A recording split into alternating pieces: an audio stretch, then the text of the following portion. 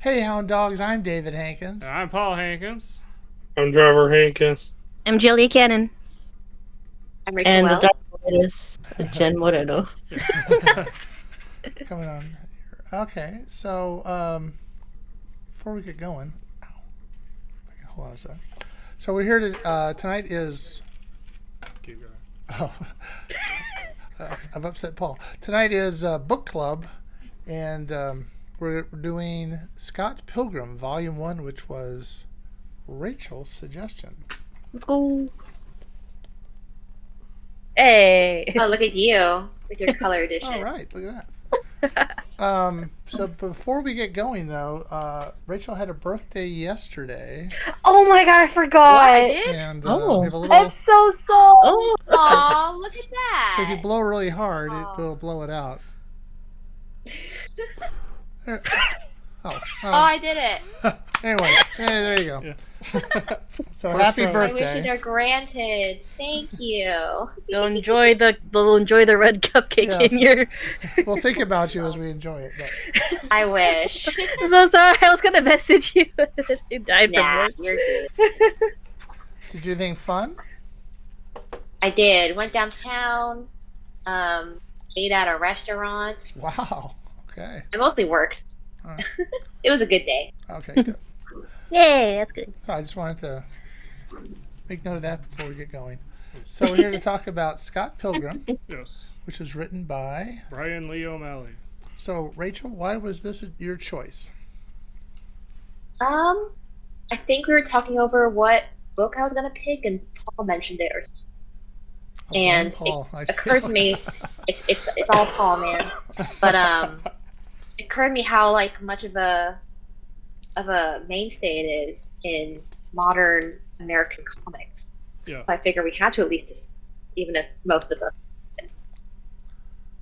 All right. Mhm. So, how did we enjoy it? Now, this is not your first time to read it. I know that. No. Or Trevor's. It was my first time to read it. Yeah. Ah, same here. Yeah. Jen. No, I'm kidding. I gave you crap for it back in school. That's yeah. I will say after because I read it back in high school, so rereading again, I'm just like, yep, it's still a parrot. Scott's still an asshole. Yeah. Yeah. He's like a loser asshole who's like, homeboy, what made you think dating a 17-year-old was a good idea? Oh no. She turns 18. That dated so no, I get the reasons why, but still. Yeah. I also first read this in high school, and I actually didn't realize how old this was. This was published in 2004, Volume 1. That is Yeah. ancient. I thought it was not that old. But what was it? I read at a time where I wasn't as discerning of my media, and I was just a much more naive person.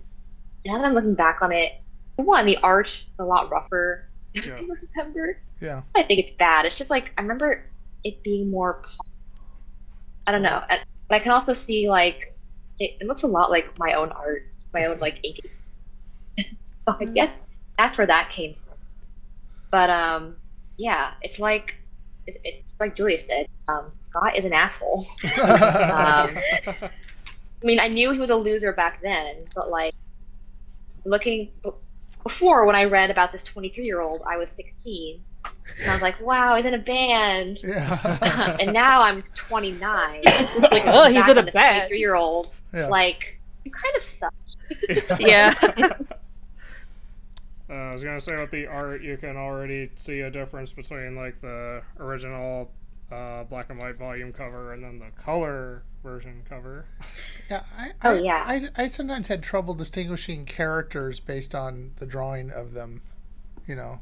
Yeah, There's there a lot are of points. same face going Yeah, on. there are points where I thought Neil was Scott and Scott was Neil. I'm like, oh, okay. Well, I think I started getting it because Neil's hair was a little bit straighter or longer than Scott's. But then that was just my brain just trying to figure it out. It was who's that? Yeah. Yeah. That's natural for a comic series, this Mhm. group a lot, which is nice to see. Yeah. I think that it's like you said. It's like it's pretty common, like especially when a series goes on for like a good old year or two, you start seeing like, oh, like there is an improvement, or sometimes their style will change drastically. I've seen that a lot in like some comics and manga. Whenever I used to read them a lot. Yeah. Oh yeah. And speaking of manga, I think this is, I mean, y'all can correct me if I'm wrong, but I'm pretty sure this is like the first like big mainstream Western comic that had a sizable manga influence. Yeah, I feel like just because like with some of the like Western stuff I read growing up, like Scott Pilgrim was one of the apparent ones that like did a lot of like the memes of like anime and like Japanese video games and the like. So like I think growing up that's also what drew me to it, and probably like Trevor and Paul as well. Like just reading through it's like, oh, it's like haha anime reference or haha video game reference. It kind of blazed the trail there because that wasn't necessarily a big thing back then, and now everyone is influenced by anime and making anime references. Mm-hmm. Yeah. Bryan Lee O'Malley did take influence from manga when he was doing Scott Pilgrim, so that helped it stand out. I think that kind of before this, I actually ended up rereading the whole thing in color. I was just in the mood for that. But it's more apparent as it goes on because he puts in even more of that influence. Does he go back and redo some of the stuff when it's in color? No. Okay. The only thing that changes is it's in color. Okay. Fair enough. It was a chance to maybe. I think they changed like a piece of dialogue, didn't they? Yeah, in the color version, the color not only adds some more detail, but it also changes a joke, at least one joke that was originally designed or written around it being black and white. Oh yeah. I thought, was it also the captions like the joke changed because it was a black, like you had to explain why the dialogue changed or something. Yeah. There's actually, in one volume, there's a thing that's like, this joke was funnier in black and white. It's also very self-referential, because, I mean, it talks about... That's true. Have you read the book? Or what? Yeah. You should read the book sometime. And we'll deal with that in another chapter or something like that. Yeah. I feel like with the color, like if people were to buy the, like, obviously if they're reading the colored version, most likely it's from their fan base, like, when it was still out. So I feel like those jokes are, like, in a way appropriate with how it's like how it was published before. Now we get it now. It's just like, ha, I get the reference. Pull a Captain America coin, like, ha, I can understand that reference. Yeah. I understood that reference. So Jen, what did you think? At first reading it, I was like, am I missing something? Because I only got my hands on the first volume and I was like, why is it so... I don't know. Maybe I'll just keep reading, and only until the very end when he started fighting the evil boyfriend. I'm just like, that's probably why. Because building up to it does start out a bit slow. Yeah. Yeah. And then it goes from evil boyfriends to evil exes, right? Evil ex-boyfriends to evil exes. Yeah. It was that way all the time. Yeah.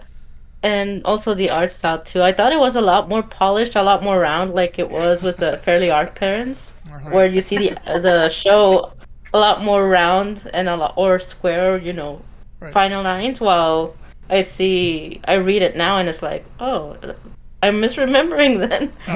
Holding this up again, it's like I think the way it looks later is how it looks in your mind's eye. Yeah. Who are we hearing ourselves through? Probably Trevor. Okay. I think it's Trevor. I feel like it's Trevor because I keep on seeing his mic peak whenever I hear the echoes. Okay. Oh. I think it's mainly... Okay, sorry to go. I think it's mainly just because of you two, just because you guys are in the same vicinity, I'm assuming. Maybe. He's in a different room, but yes, I understand. I don't know, one of y'all scream, let's figure it out. I was just weird, that's all. Okay. So, I guess, so we think Scott Pilgrim's an asshole. Yes. Although as the series goes on, he does get better. Yeah. He has some character development to do. Yeah. He learns the power of whatever.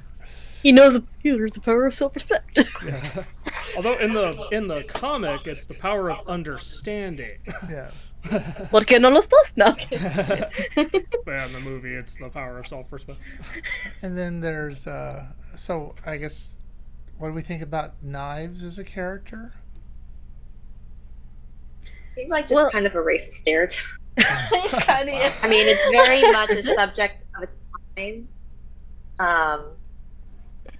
To me, it seems like I don't think she necessarily, at this point in the story, she's not really meant to serve much of a side showing that is insecure. No. You're kind of breaking up, by the way.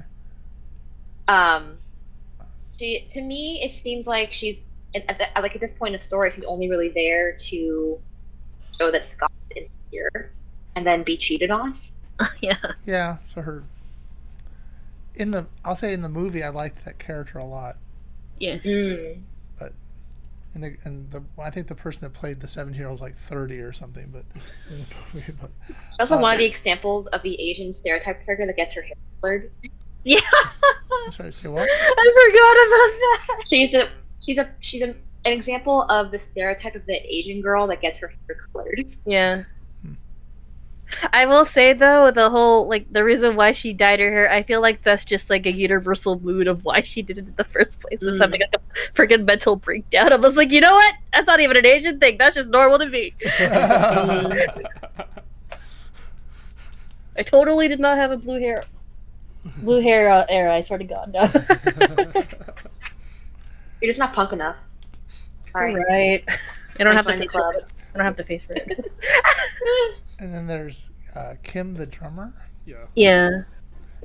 It's like you kind of want. I've always had trouble with based on the style. I had trouble telling Kim apart from Ramona.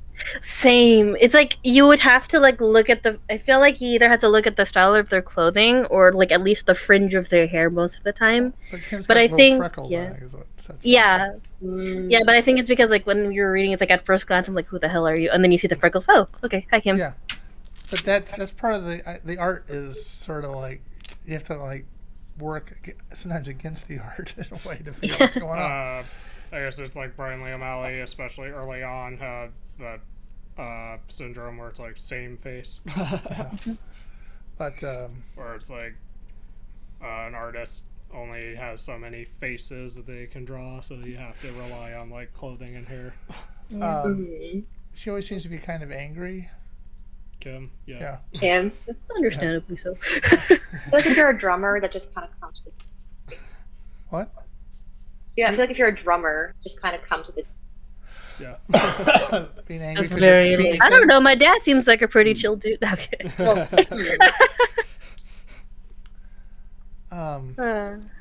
So, yeah, it's kind of weird that she was still being I don't see how Scott lands all these girls growing up. If he's That's my issue with a lot of romances, especially romance animes. yeah. My husband and I fight about this a lot. I just don't like romance animes. A lot of the time, the guy does absolutely nothing to a girl's or in real life, no girl would like this guy because he just does nothing. And yet, girls are fighting over them, and it almost feels like be on the part of the male author. The only person who has a justifiable reason to be crazy about Scott is Knives, and that's because she's young and impressionable. That is the only. That is the only. true. And he's older Yeah. and all that sort of stuff. Yeah. Yeah, because she's 17. She doesn't know what the world is yet. She was most likely sheltered by her Asian parents because that's how the stereotype is. Unfortunately, I could Also, say that. for high school girls, getting a guy in your 20s is like a rite of passage. Is it really? Oh yeah. Well, not for everyone, but Yeah. you consider the cool girl, you have a boyfriend. Oh yeah, she would have Sometimes. some guy in college was dating her. Yeah. Right. Oh god. I think if I was younger, I'd probably ignore the fact of Scott's age.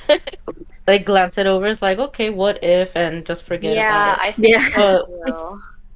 But once I read in it, 2004, it was much more acceptable.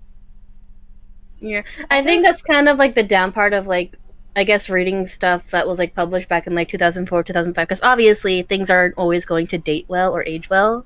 So it's one of those things where it's also a thing of whenever I read something, another one is like whenever I read something, I always have to try to understand when it was written, Yeah. to at least understand the humor to like really enjoy it. Because obviously, if you were to watch, like, if someone were to watch or read Scott Pilgrim today and not like really understand that it was like written and drawn in 2004, everyone's gonna be like, "Oh my god, this is supporting that one word I'm not gonna say right now. What the hell?" Yeah, I get you. Yeah. It was funny looking back on a lot of the. Oh, sorry. Go ahead. What's... It was funny looking back on all the references like, that date it. Basically, like, have you heard of this thing called Amazon? No, what is it? Well, you can buy CDs there. I like the fact that she They come right to personally your house? she delivers everything personally. She's like the one Subspace Amazon delivery person for Toronto in general. I wanted to go back a little bit to Knives because I realized Scott like never really like kisses her or anything in the book. He like doesn't even hold her hand really. So I mean, it's like he knows it's a little weird to have a 70-year-old girlfriend. Right. Mm-hmm. You know, I mean, Yeah, I think like he's boasting about it a lot. That I have a girlfriend, and everyone points out she's young. Homeboy, what But the hell? he never does anything about it. So I think at a certain age for guys, you want to have a girlfriend, and at least you can say you have one, even though if it's kind of platonic. Yeah, it's like in that weird sense of like, it's like what Rachel said. It's like the rite of passage for dating an adult for Knives, and then with Scott, it's like he knows it's weird, though he was also in that weird sense of like it was like properly hinted like, dude, like you haven't dated someone in a year since so and so. So it was that weird sense of like his reason for it is like he wanted some sense of normalcy, even though in reality that is not freaking normal, my dude. yeah, he was trying to cope. Yeah, like it's like a good. Sorry, I'll retract. It's basically whenever someone asks for like, what's a good reason why this person's doing it. Sometimes it's not a good reason. It's just a reason. Right. That's Just his a reason. Yeah, it's not a good reason, but it answers your question. It's like, why is he doing this? He wants to cope. Well, sometimes Is it a good reason? No. some people need somebody else, even if it's not tangible or whatever. But yeah, yeah. And then there's of course Ramona, who. Why is she attracted to Scott? Ramona. Okay, Ramona is the quintessential manic pixie dream girl. Whenever anyone thinks of manic pixie dream girl, they think of like at least the movie Ramona. Because like, for anyone doesn't know what a manic pixie dream girl is, it's basically like the girl of like the ideal. Like she likes you without you having to do any work, and she's like quirky and mysterious. And just immediately try. Right. Yeah. I think it's like in the same sense, like, sorry, I'm like fast forwarding a bit to past volume 1. It's like it's kind of, I feel like it's also in the same vein of like, in a way, Scott looking for sort of normalcy, but it's hella unhealthy. Because like, obviously with Mona, she has her own like baggage going on with whatever Lots the of heck baggage, she yeah. did. So it's like two different sides of like the same situation, and it's just, it's bad. Yeah, I just don't see why she would be necessarily, attracted to him because he doesn't bring anything to the table, really. Yeah, it's also like it's one of those things where it's like this is like saying like it's a reason. It's like spoilers for anyone who hasn't read like the entirety of Scott Pilgrim. It's like the sense of like he like apparently like he's also the nicest one of the nicest people he's ever dated, which is kind of sad. Yes. And I'm just like, that's a reason to. That's probably a reason to why. But you don't. It know was that like, yeah. But you don't know that when a guy comes up to you at a party and says, "Hey, you want to go Yeah. out?" Oh, you're That's the nicest true. person ever. Well, he gave him a chance. Well, that's the thing. Like she gave him a chance, and then apparently it's nice if someone says it's fine not to have sex on the first date. Apparently that's like highest peak like standard back in like God knows 2000. Well, yeah. I think the idea is like Ramona learns that Scott can see her in his like dream space. So she's like, "Oh, you're special." I guess that's like the biggest justification I can think of for it. Yeah. Which is. But it's one of those. I feel like it's like a subject of its time. I think it's just one of those things where like the guy, it's playing into the idea that the guy doesn't have to do anything. That can just like sit there and twiddle his thumbs while girls fall all over him. Yeah. Yeah, that doesn't. I will. Yeah, sorry. That doesn't happen in real life. That's why they call it fantasy. I will say one thing about Scott Pilgrim with how much it's dated is obviously, like how with not just like the reading community, but I guess the internet as a whole, if they see a storyline, they see that it's fucked up or something. Sorry, like they'll like deem it as just a bad book or bad story altogether. And then there's like people who are like us going like, yeah, like, oh, you're reading it and you're seeing that Scott's an asshole and he's doing these things, or you're seeing that like this character is like a total B or whatever the hell. That's kind of the point of the story. I don't know what to tell you. Not each story is going to be sunshine and rainbows. It's apparent that like Scott was an asshole. He was written to be one, hence the character development. You think he's going to be like a good guy throughout the entire thing? No. That's already set in volume 1 where they see him kind of doing like bad things. But obviously it's it's a story, so there has to be some sort of development, not just with Scott, but with everyone else around him and like how the story progresses, which is something I've always noticed with stories and this, like, I guess people like I guess like quote unquote critiquing a story. It's like when they deem it's not even the protagonist, or like say if this like someone who's just a bad person, if they like the character, it's kind of like, oh, they're bad because of XYZ, but what about how they're written? What about this? What about that? It's like those things go out the window solely because this person is like a bad person, like in that sense.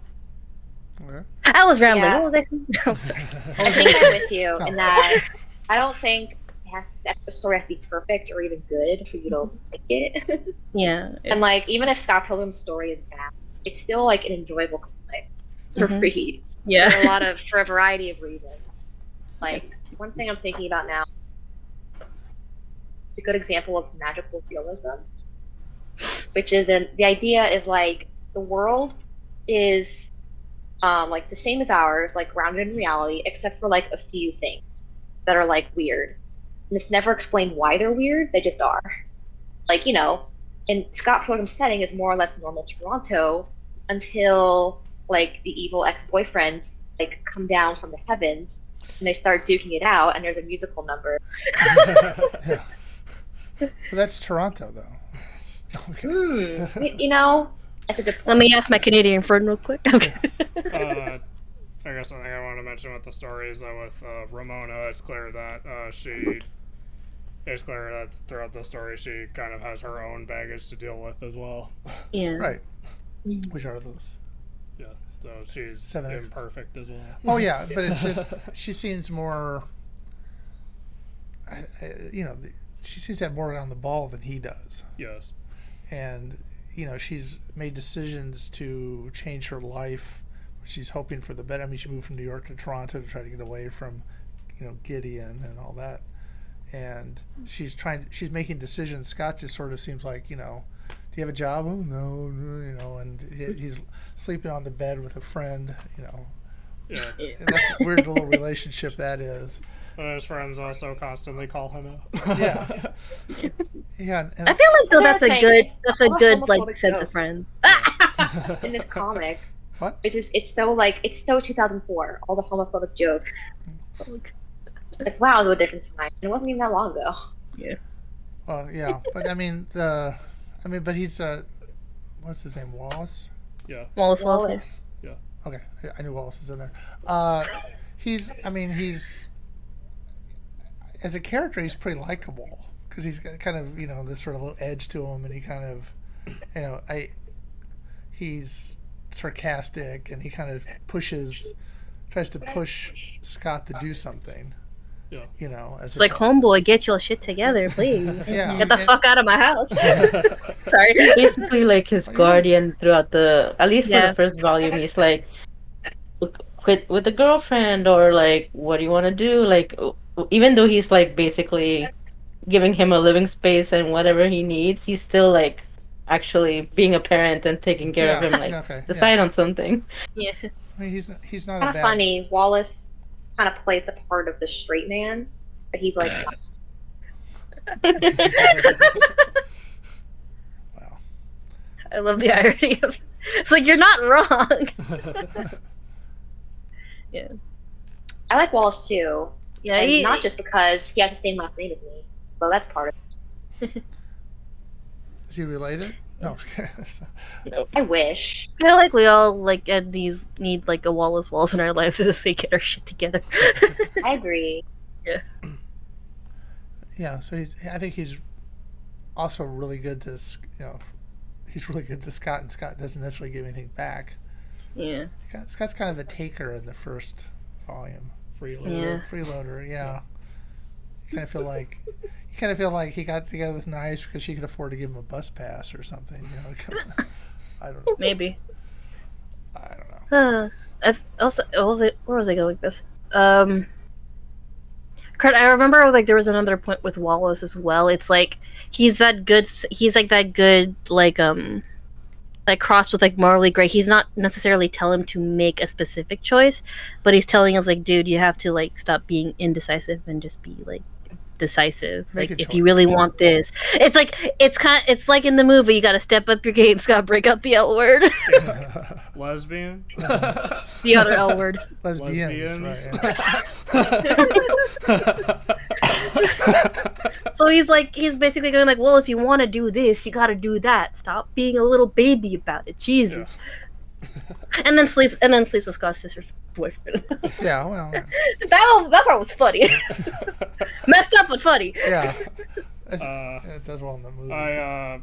Since I reread the series for the color volumes, I also read all the extra stuff in the back, and some of it was Bryan Lee O'Malley talking about what led into making the series, and part of that was some of the characters and events were based on people he actually knew or situations he was actually in. Like there was a point where he platonically shared a bed with another guy because of a situation. That sounds about right. So that kind of went into Scott platonically sharing a bed with. And I'm sure that happens, and if you're really struggling, I got a bed, and you can sleep with me, kind of a thing. Yeah. I mean that. Doesn't have to always convention rules. We sleep on opposite sides. We sleep on opposite sides. Turn towards the wall. So and then there's there's Stephen Stills and Young Neil, which I always think is kind of a reference to Stephen Stills and Neil Young, but that is actually it's kind of interesting. So I don't know. I guess Neil Young is Canadian. I don't know if Stephen Stills is. I don't know. But that's kind of a cute little. For 2004, that's a little past the, CS and Y kind of. No, Bryan Lee O'Malley did take the name Scott Pilgrim from the Plum Tree song of the same name. I did read that. I never knew. Yeah, he actually saw them live back then. Okay.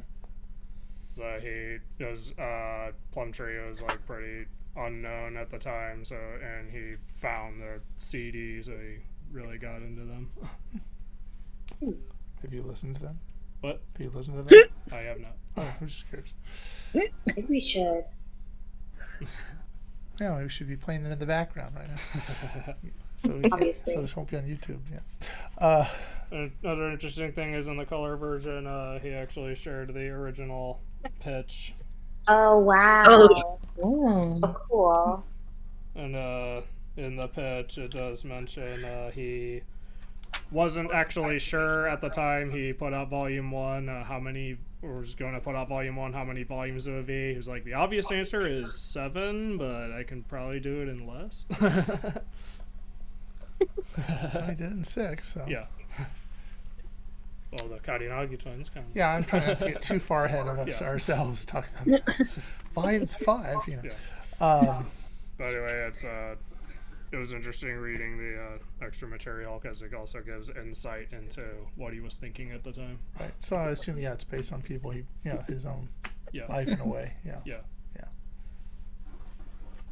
Would he be the? I mean, he's not Scott Pilgrim, is he? I mean, I'm not sure what he. What he is. Yeah.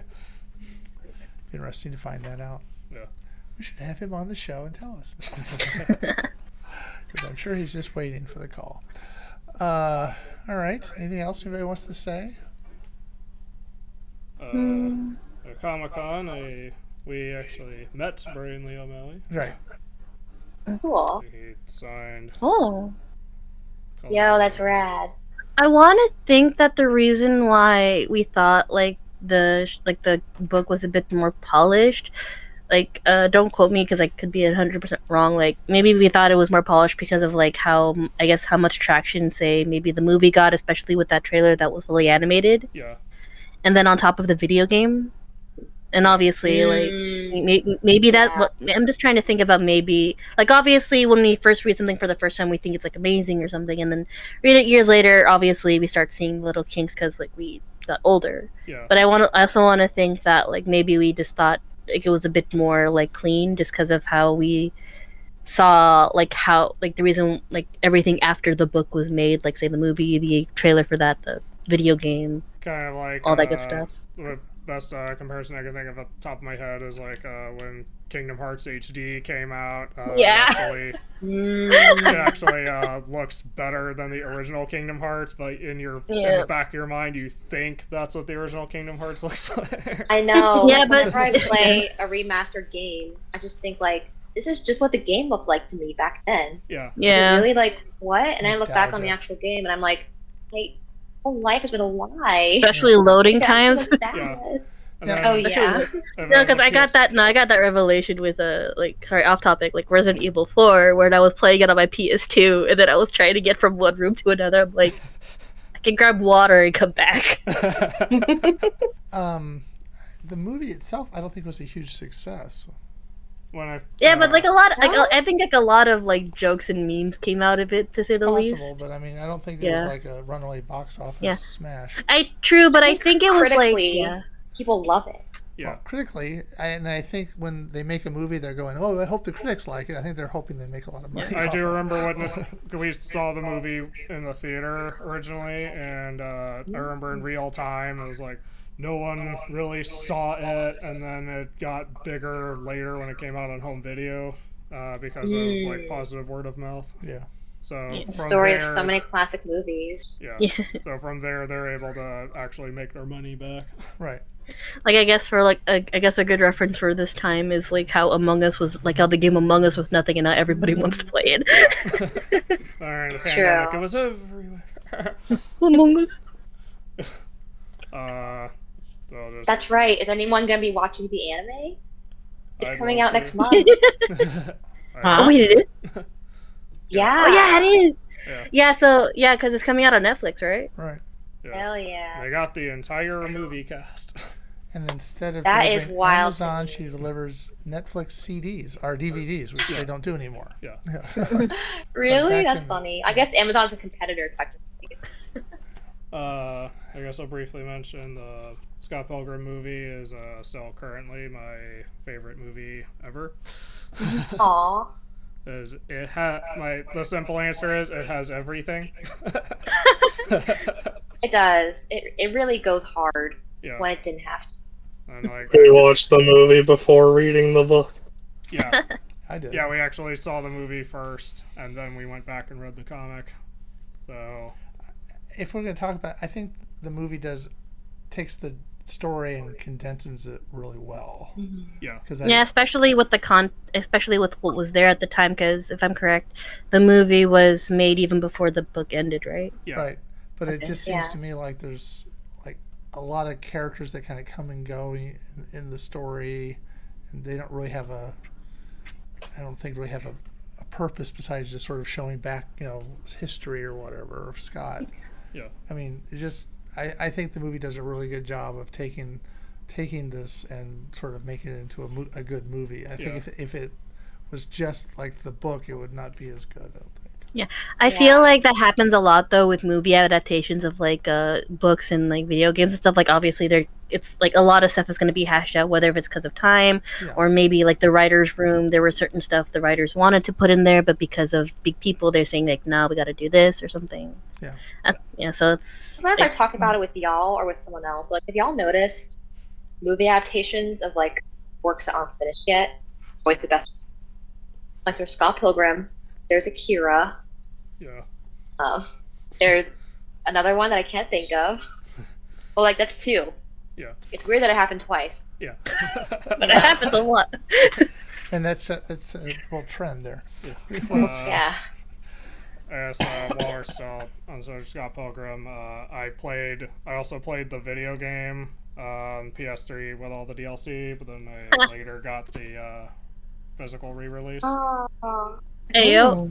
And I also have this full color odds and ends thing, also signed by Fun. Bryan Lee O'Malley.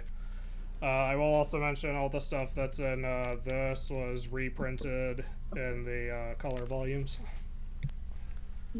Like Nice. the free comic book day issue of Scott Pilgrim was reprinted in here, and then it was also reprinted in color volume 3 because it takes place between volumes 3 and 4. So, I guess would we recommend the book to somebody who has not read it yet? Yeah, it's a good read. I would. Yeah. I would definitely recommend the movie, but I would also recommend the comic. Jen? Didn't hear you. I would recommend it. Sorry, there was noise happening. That's fine, don't worry. Is there- I would definitely recommend it with an open mind, especially because they have to consider the time that this was Yeah. released and taking place. So, Yes. especially in the time there was no internet, or not no internet, but it's not as No smartphones. Yeah, it wasn't as prevalent as it is now. Yeah. The furthest it gets with technology, I think, is like the PSP Go. But he does. Wait, didn't like Scott have a DS or something, or something, or was it a Yeah. game? He has some Okay. sort of game. Yeah. But he does order on the. And back then, the internet was really slow. Yeah. I'm like getting flashbacks of like the AOL like dial-up sound. Oh yeah, I remember the first time I tried to buy something on Amazon. I was like, "Oh, this will never take off." Oh, And this is how long it- Anyway, just be happy with what you have. All right. Have we, Essentially. have we finished asking who would recommend it? Yeah, Trevor, do you have anything you want to say? I know you're saving your voice. I would highly recommend Scott Pilgrim, the book and the movie. Okay. I would also especially recommend it in color. Okay. The black and white is a good read, but the color does actually add to it, All right. especially like distinguishing characters. Yeah, that would help a lot. I would imagine. Yeah. I guess I'll also just quickly show off. I do have all the black and white, Let's go. and I do have all the heavy, hard Let's go. color. All I right. would also recommend the video game. Yes. Okay. Is it play like the story or what? The video game is based on the comic. Uh-huh. Or I guess you could say it's kind of combines elements from the movie and the comic. It plays like it's a Beat 'em up. Yeah, it's a beat 'em up. Kind of like the River City series that Scott Pilgrim takes influence from. Or like those old Simpsons arcade games. Yeah. That also gives you a condensed version of the story. Okay. So, does anybody else have anything to say? I'm not trying to cut anybody off. I'll say one difference between one thing I thought the movie did better than the book was the fight with Lucas Lee. Because in the book, when it actually happens, it's the build up to it just kind of feels like it just kind of happens in the background. When it actually does happen, it feels a little anticlimactic Yeah. or underwhelming. Whereas in the movie, they took that and expanded on it to make it feel more climactic. Didn't you tell a story about the director of the film in that location? Oh yeah. It's in here. Crib notes. Yeah, so Bryan Lee O'Malley actually said with that bit, One day I walked by Casa Loma and they were filming a movie. The movie was called The Perfect Man, starring Hilary Duff. I thought to myself, Lucas Lee should be in town because he's shooting a movie at Casa Loma with a Hilary Duff type, which produced the scene in this book and the minor character Winifred Haley. Years later, the Scott Pilgrim movie came back and filmed a fake movie shoot at the same location. And guess what? Scott Pilgrim producers Mark Platt, Adam Siegel, and Jared LaBeouf produced at that location in 2005. That's right, The Perfect Man. It was very weird for all of us, especially when Jared and I later played the video games version of this scene. So meta. This kind of goes along with the whole meta Yeah. of the story. Yeah. All right. So, is it whose turn is it to pick? I think it's Trevor's turn to pick one. Yes. And what have you? Do you have any ideas you want to throw around?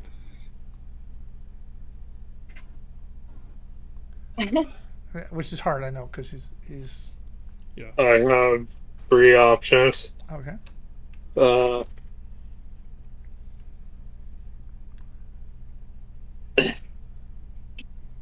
Okay, a couple of them are gonna look intimidating. It's only because of the collections I have. They are for demonstration purposes. Right. One of them is Bone. Bo. Okay. Has anyone read Bone before? No. Oh, Rachel has. What? Y'all haven't read Bone? It's a high fantasy comic by Jeff Smith. All right.